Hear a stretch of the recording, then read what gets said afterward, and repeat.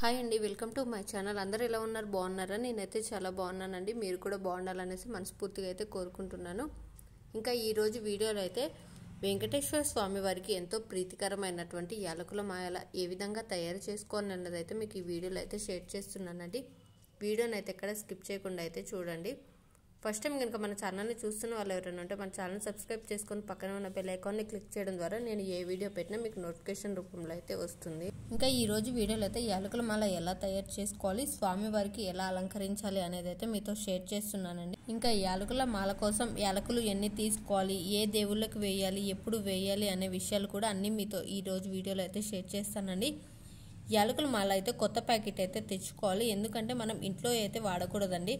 అది కూడా మనకు పీరియడ్స్ టైంలో అయితే మనం పట్టుకుంటూ ఉంటాం కదా మసాలా డబ్బా అదంతా, అందుకే కొత్త ప్యాక్ అయితే తెచ్చుకొని అయితే మనం యాలకుల మాల అయితే తయారు చేసుకోవాలి. ఇక మనం యాలకుల మాల తయారు చేసుకోవడానికి ముందుగా అయితే యాలకులను అయితే మంచిగా అయితే తీసి పక్కన పెట్టాలండి. అంటే కొంచెం విరిగిపోయినాయి, కొంచెం ఓపెన్ అయి ఉంటాయి కదా, ఇంకా అవి అయితే పక్కన పెట్టేస్తున్నానండి. ఇంకా పక్కన పెట్టిన తర్వాత వీటిని అయితే కొంచెం పసుపు నీళ్ళల్లో అయితే ఒక 2 సెకండ్లు అలా అయితే పెట్టేసి మనం తీసి మాలను అయితే తయారు చేసుకోవాలి. ఇవి పచ్చి యాలకులను అయితే వాడకూడదండి. అంటే ఇవి ఇలా అయితే వాడకూడదు, ఎందుకంటే ఇలాచి కొంచెం డ్రైగా ఉంటాయి కాబట్టి ఇలా డ్రైగా ఉన్న వాటిని గుచ్చితే విరిగిపోతాయి కాబట్టి అందుకే ఇలా ఒక బౌల్లో అయితే మనం పసుపు వాటర్ తీసుకొని ఇలాచీలను అయితే దాంట్లో అయితే వేయాలండి పసుపు నీళ్ళలో. ఇంకా ఇలా వేసిన తర్వాత కూడా ఎక్కువసేపు అయితే నానపెట్టకూడదు అనమాట. ఎమ్మటే 2-3 సెకండ్స్ మాత్రమే ఉంచేసి ఇక తీసేయాలి. అది ఎక్కువ పసుపు కూడా ఏం అవసరం లేదండి. ఒక బౌల్లో కొంచెం వాటర్ తీసుకొని ఆ వాటర్లో అయితే కొంచెం పసుపు అయితే వేసి యాలకులను అయితే వాటర్లో వేయాలి. ఎక్కువసేపు అయితే వాటర్లో అయితే ఉంచకూడదు. ఎక్కువసేపు ఉంటే యాలకులు అయితే నానిపోతాయి కదా, అంత అయితే నానకూడదండి. అన్ని నీళ్ళల్లో అయితే మునిగేలా అయితే మనం చూసుకోవాలి. అంటే యాలకులు అన్నిటినీ ఈ విధంగా అయితే డిప్ చేసి అయితే క్లాత్ పై అయితే వేసుకోవాలి బయటికి తీసి. అలా తీసేయడం వల్ల ఏమైనా వాటర్ ఉంటే క్లాత్ అయితే పీల్చుకుంటుంది అనమాట.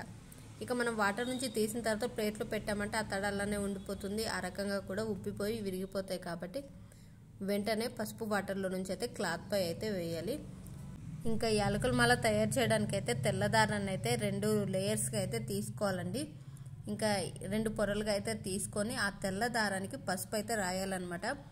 ఒకవేళ తెల్లదారం లేదు పసుపు వాడతాము అనేసి అనుకుంటే అలా అయినా సరే పసుపు ఖచ్చితంగా రాయాల్సిందండి. ఎందుకంటే దేవుళ్ళకి పెట్టడానికి, అది కూడా వెంకటేశ్వర స్వామి వారికి కాబట్టి మనం ఖచ్చితంగా దారానికి అయితే పసుపు అనేది అయితే రాసి యాలకులను అయితే స్టార్ట్ చేయాలన్నమాట. ఇలా యాలకులను అయితే నిలువుగా అయితే కుచ్చుతో అయితే మనం మాలను అయితే తయారు చేసుకోవాలి. యాలకుల మాలను ఏ దేవునికైనా సమర్పించవచ్చండి. అంటే వెంకటేశ్వర స్వామి వారికి కానీ, విష్ణుమూర్తికి కానీ, లక్ష్మీదేవికి కూడా వేయొచ్చు. వినాయక స్వామి వారికి ఇలా ఏ దేవునికైనా వేయొచ్చు. ఎందుకంటే ఈ యాలకుల మాల అనేది సుగంధ ద్రవ్యాలతో తయారు చేసింది కాబట్టి అందుకే ఏ దేవుళ్ళకి సమర్పించినా మంచే జరుగుతుంది. లక్ష్మీదేవికి యాలకుల మాలను సమర్పిస్తే లక్ష్మీ కటాక్షం అయితే కలుగుతుందండి. వినాయక స్వామి వారికి యాలకుల మాల సమర్పించడం వల్ల మంచి బుద్ధి, జ్ఞానం అనేది అయితే సిద్ధిస్తుంది. ఇక ఈ యాలకుల మాలను తయారు చేయడానికి 21, 51, 108 ఈ విధంగా మన దగ్గర ఉన్న వాటిని బట్టి అయితే వీలు చూసుకొని, అదే విధంగా మన ఇంట్లో ఉన్న దేవుని ఫోటోకి సరిపోయేలా అయితే మనం ఈ నెంబర్లో అయితే యాలకుల మాలను అయితే తయారు చేసుకోవాలి. ఇక ఈ యాలకుల మాలను అయితే స్వామివారికి సమర్పించిన తర్వాత ఏం చేయాలి అనే డౌట్ కూడా ఉంటుంది కదా, అది మన స్వామివారికి సమర్పించిన తర్వాత అలానే అయినా ఉంచవచ్చు, లేదంటే పూజ అయిన తర్వాత స్వీట్లోకైనా వాడొచ్చండి. ఇంట్లో వాళ్ళందరికీ కూడా పెట్టాలన్నమాట స్వీట్ తయారు చేసి. లేదంటే వారానికి ఒకసారి అయినా మనం మార్చుతూ అయితే ఉండొచ్చు అనమాట. లేదంటే ఒకటే మాలను తయారు చేసి ఆ మాలను కూడా అలానే ఉంచొచ్చు. ఎందుకంటే మనం స్వామివారికి, దేవుళ్ళ ఫోటోలు అన్నిటికైతే పూలు మారుస్తూ ఉంటాము. ఇక కొంతమంది అయితే ముత్యాల దండలని అలా వేస్తూ ఉంటారు కదండి. ఇక మనం కూడా మన వీలు పట్టి ఈ విధంగా అయితే దేవుని ఫోటోకి కానీ, లేదు అంటే విగ్రహానికి కానీ యాలకుల మాల అయితే సమర్పించేసి అలానే ఉంచొచ్చు అనమాట. ఈ విధంగా అయితే మనం ఒక్కొక్క యాలుక్కాయని కూడా మనం ఈ మాలలో అయితే కూర్చోాలండి.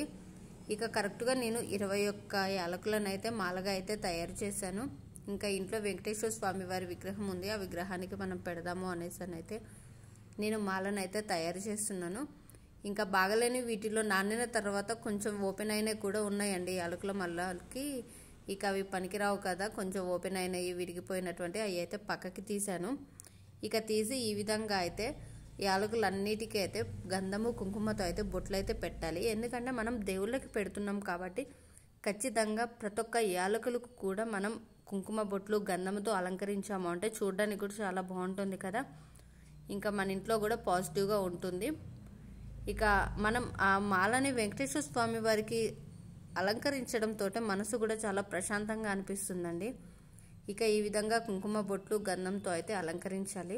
ఇక ఈ తయారు చేసిన యాలకుల మాలను అయితే పూజా మందిరంలో ఉన్న వెంకటేశ్వర స్వామి వారి విగ్రహానికి అయితే అలంకరించానండి. ఇక ఈ యాలకుల మాల ఎలా ఉంది, ఈ వీడియో మీకు నచ్చిందా? వీడియో నచ్చితే మాత్రం లైక్ చేయండి. మరిన్ని వీడియోస్ కోసం మన ఛానల్ సబ్స్క్రైబ్ చేసుకోండి. Thanks for watching.